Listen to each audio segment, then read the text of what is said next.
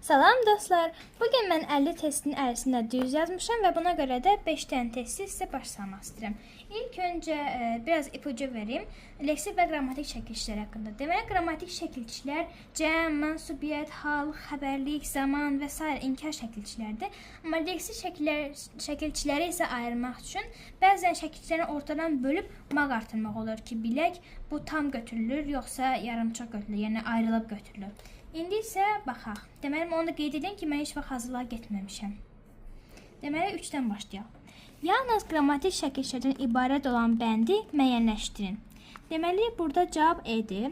Mış, ımızlar. Bunlar, deməli, mış zamandır. Imız mənsubi çəkilişdir. Larda cəmdir. Mən qeyd etdiyim ki, bunlar hamısı qrammatik çəkilişlərin arasındadır. Keçək 4-ə. 4 cür yazılan çəkilişlərin tərkibində hansı saatlər işlənir? Bunlar I, I, U, Ü'dür. Onlar da hamısı qapalı saatlərlər. Buna görə cavab da elə D variantıdır. Sözlərdən birində 3 leksik çəkilişi işlənib. Deməli, burada cavab B variantıdır. Az, azal, azalt, azaldıl və mış. Bunlar gördük ki, 1, 2, 3. 3 dənə leksik çəkilişi oldu. Keçirik indi növbətlərə. Sözlərdən birində 3 leksik çəkilişi işlənmişdir.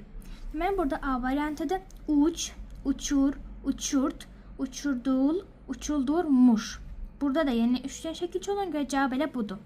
Və sonuncuya baxaq 5-ci tapşırığa. Ön şəkilçi artırıla bilən sözlər cərgəsini tapın və müəyyən edin. Burada da cavab adı məkan, qeyd, normal. Naməkan, qeyd, normal, anormal və burada anormala görə götürmüşəm. Çünki başqa heç birisi uyğun gəlmir. Cavab elə budur. Əgər sizə də faydalı oldusa, abunə olmağı unutmayın.